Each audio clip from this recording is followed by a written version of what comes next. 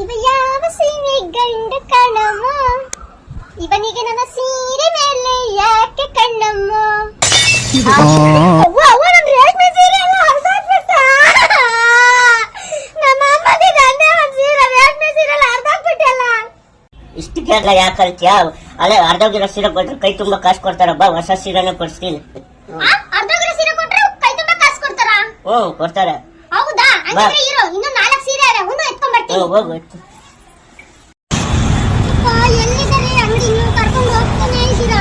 ಇಲ್ಲ ಇದೆ ಬಾ, ಕರ್ಕೊಂಡು ಹೋಗ್ತೀನಿ. ಇದನ್ನ ಅಂಗಡಿ? ಇದೆ. ನಮಸ್ಕಾರಮ್ಮ. ನಮಸ್ಕಾರ ಸರ್. ಅದೆಲ್ಲ ಕಿತ್ತೋಗಿರೋ ಸೀರೆಗೆ ಅರ್ಧೋಗಿರೋ ಸೀರೆಗೆಲ್ಲ ದುಡ್ಡು ಕೊಡ್ತೀರಂತೆ. ಹೌದಮ್ಮ. ಎಷ್ಟು ಬರುತ್ತೆ ಸರ್ ಇದಕ್ಕೆ? ಎಷ್ಟೇ ನೋಡಿ ಅಮ್ಮ, ಈ ತರ ಬಿಳಿ ಕಲರ್ ಬಂದ್ರೆ ಇದಕ್ಕೆ ಭಾರಿ ದುಡ್ಡು ಬರುತ್ತಮ್ಮ. ಇದು ಯಾವ ಕಲರ್ ಅಮ್ಮ ಬರ್ತಾ ಇದೆ? ಬಿಳಿ ಕಲರ್ ಬರ್ತಾ ಇದೆಯಮ್ಮ, ಇದಕ್ಕೂ ಭಾರಿ ದುಡ್ಡು ಬರುತ್ತೆ.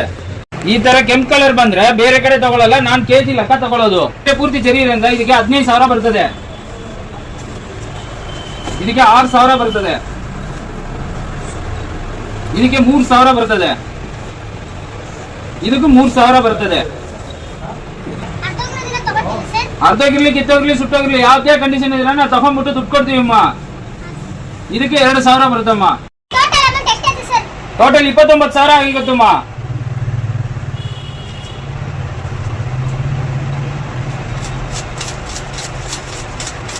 ನೋಡಿಯಮ್ಮ, 29,000.